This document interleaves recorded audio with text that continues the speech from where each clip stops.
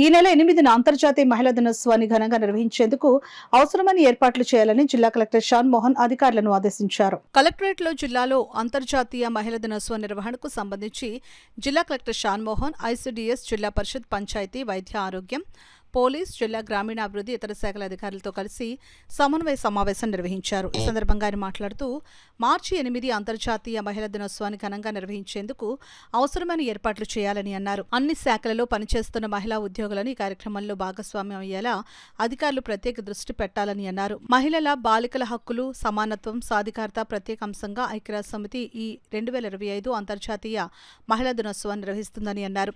ఈ నేపథ్యంలో జిల్లాలో వారం రోజుల పాటు ప్రత్యేక కార్యక్రమాలు నిర్వహించడం జరుగుతుందని అన్నారు.